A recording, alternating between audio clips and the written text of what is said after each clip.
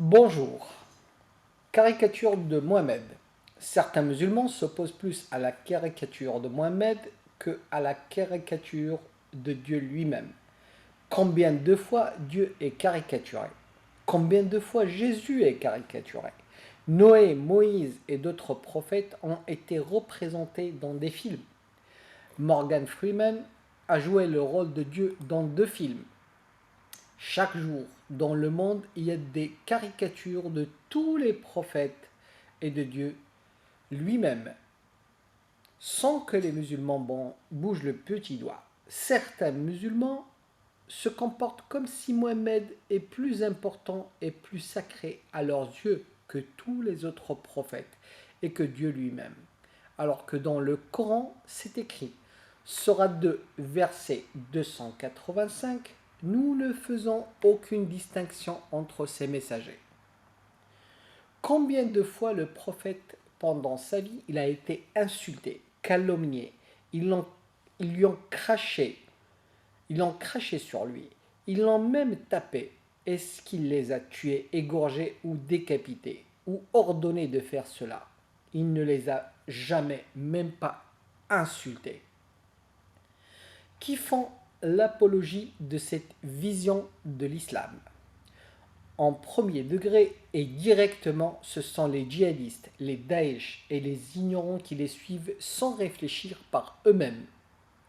Mais qui font aussi l'apologie de cette vision de l'islam, indirectement, par ignorance ou par intérêt pour vendre ces livres, vu que c'est le sujet qui fait vendre, comme Éric Zemmour, et pour avoir une place sociale, comme Zineb El Razoui, et bien sûr, certains médias. À chaque fois qu'il y a un attentat, ou même pas quand il n'y en a pas, on les entend et on les voit sur toutes les chaînes répéter la même chose. C'est ça l'islam. Ce sont ces gens qui représentent l'islam.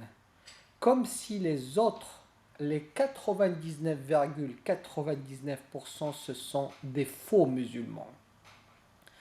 Regardez, il y a 20 ans ou 25 ans, il y avait 50 fois moins de femmes voilées et de barbues.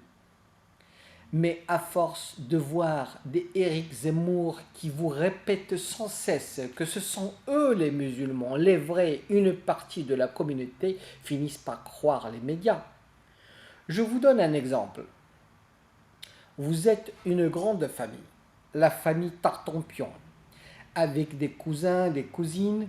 Dans votre famille, quand dans d'autres, vous avez des bons membres et vous avez une minorité de pommes pourries. Vous avez des médecins, des ingénieurs et des chercheurs. Mais les médias, avec Éric Zemmour, Zineb El Razoui et d'autres, parlent que de pommes pourries de votre famille, que des bandits et des criminels, ou de vendus de votre famille qui vous font la honte comme Chelgoumi, mais jamais ou très rarement des ingénieurs et des chercheurs comme Idriss Aberkan, ou de gens qui ont réussi comme Zinedine Zidane. Les médias vous répètent sans cesse que c'est ça la famille Tartampion, et les autres ce sont des faux Tartampions. Une partie de votre famille finiront par croire qu'il faut se conduire comme des pommes pourries. Puis certains jeunes de votre famille verront qu'on parle plus et qu'on le fait passer même à la télé un voyou, un criminel qui a osé prendre un couteau et égorger quelqu'un. Que on parle de médecins, de chercheurs qui passent des dizaines d'années à étudier, à faire des grands efforts et on ne les connaît même pas. Conclusion. Aux musulmans, je dis, quand quelqu'un ou les médias ou peu importe qui fait une caricature ou qui brûle le Coran, rappelez-vous les versets. Sourate 2, verset 194. Quiconque transgresse contre vous, transgressez contre lui à transgression égale. Alors, s'il fait une caricature, faites aussi une caricature. S'il te montre une caricature, montre-lui une caricature. Et non pas des manifs où tu bloques la route, où tu l'insultes. Sourate 5, verset 87. Ne transgressez pas, Dieu n'aime pas les transgresseurs. Sourate 25, verset 63.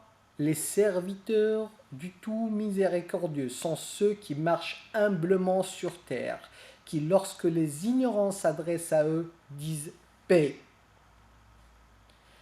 Et aux médias, je dis, je ne sais pas si vous le faites exprès pour augmenter le pourcentage des pommes pourries dans cette famille, mais n'oubliez pas, la famille Tartampion est en France. Et puis des membres comme Zizou ou Idriss Aberkane apporteront plus à notre pays qu'un petit voyou criminel avec un couteau dans la main. Merci.